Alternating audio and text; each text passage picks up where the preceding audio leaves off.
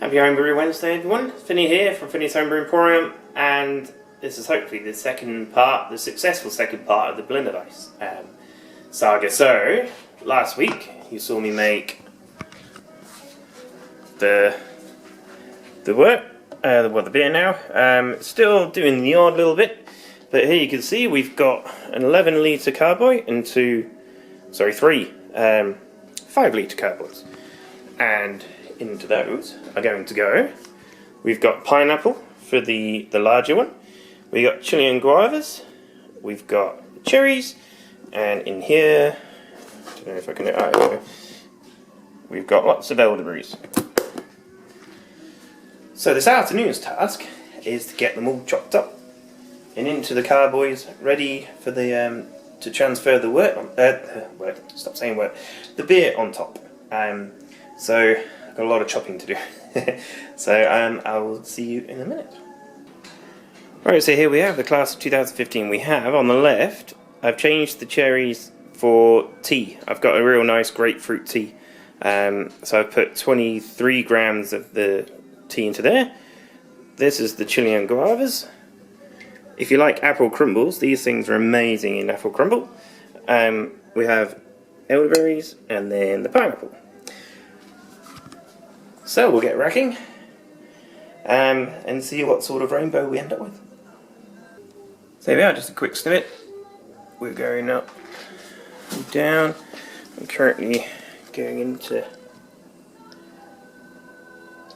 the fermenter. Oh yeah, so here we go. As you can see, it's looking pretty clear. We're at about 1008, which is fine because I think lacto has its own sort of thing about replacing sugars with something that reads almost like a sugar. So, I mean, we've got, all these have now got fermentables in, so it's probably not as much of a problem. So we've got the Chilean guavas next to the pineapple, which is next to the tea. Look at that beautiful coloured tea. There's all sorts of fun stuff in there. And then her beautiful colour of the elderberries. And then we even had enough left to bottle 3 up. So at one point we could do a vertical tasting of 1, 2, 3, 4, 5 different Berliner Weisses. So that'd be cool. So I'll just get all the airlocks sorted for this and get them to somewhere that's, then they're not going to get light strike. And leave them for a week or so. Let them clear up and then get bottling. Should be good.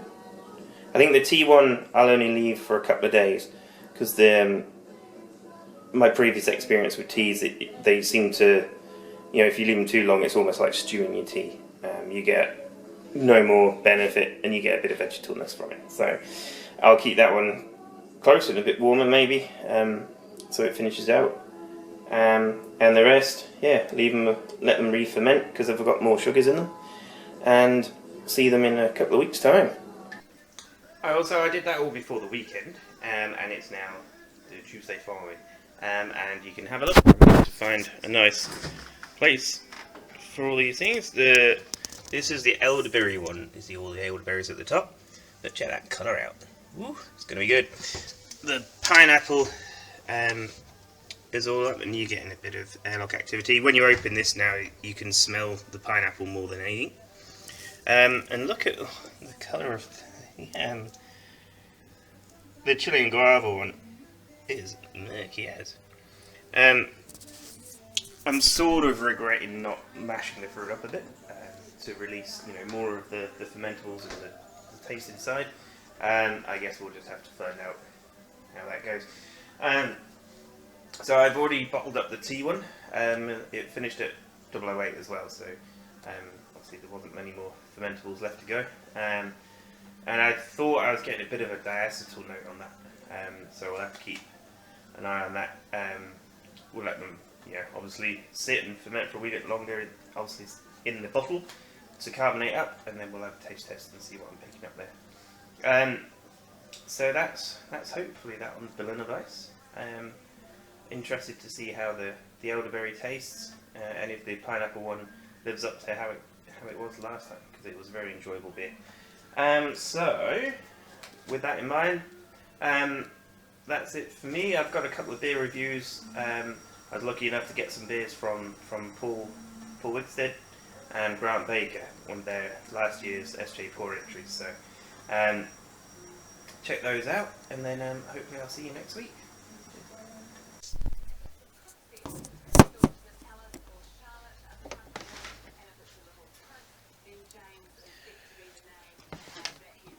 Rightio, time for a beer review, and tonight we have Black Garlic Porter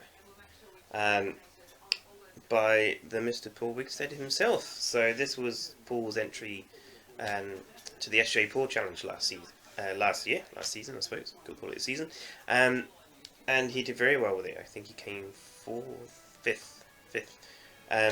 So well done, Paul. It's a good beer. I got it in that one, but he kindly sent me another one a while ago, but I've sort of been sitting on these for a while, but finally got around to doing a beer review, so thanks, Paul.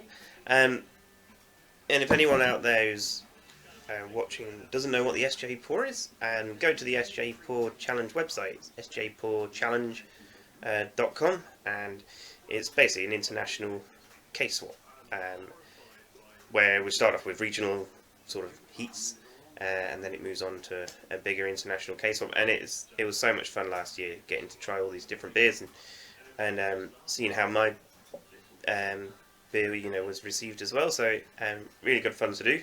Definitely think you should all be entering. So here we go. We'll open it up and check my new glass out. The new brewery I'm working for has got these mean glasses that look like cans. So,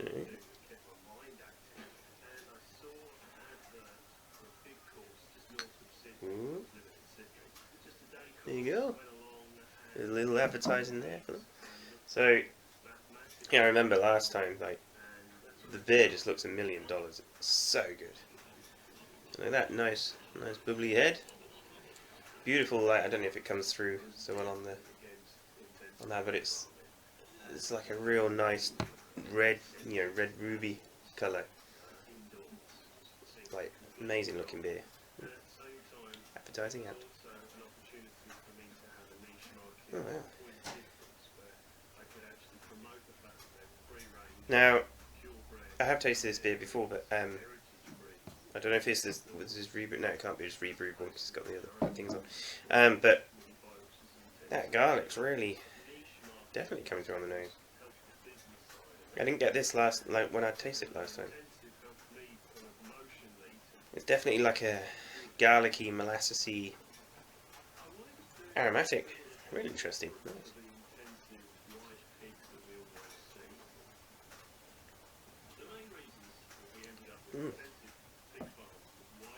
Very rich mouthfeel, and there's still that aroma it comes through in the taste as well.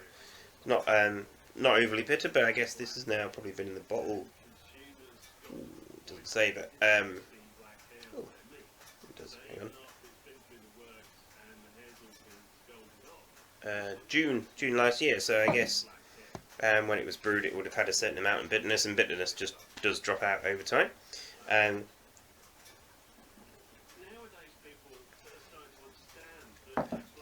So it's I think it's a little sweeter than I remember it. But yeah, nice beer. What else am I getting from it? Definitely like a nice malt base. It's quite different actually to what I remember. I'll have to dig out my other video, but it's really that that garlicky feel on the mouthfeel. It's quite interesting. But thanks, Paul. I'm not. Everyone's pretty used to me now with the beer reviews. I'm not too good at picking out flavours and what have you. The chocolate malt's coming through a wee bit.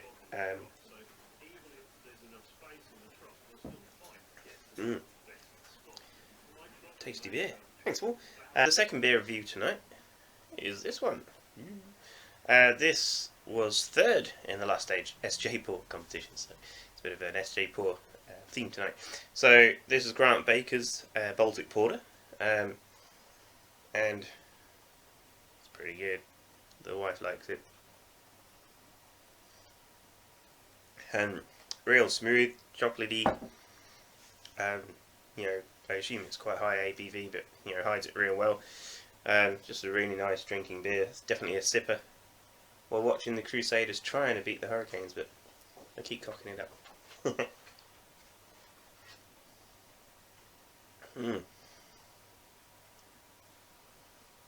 It's another one, I guess, that's been in the bottle for probably a good 10-11 months. But aging well. I think it's great.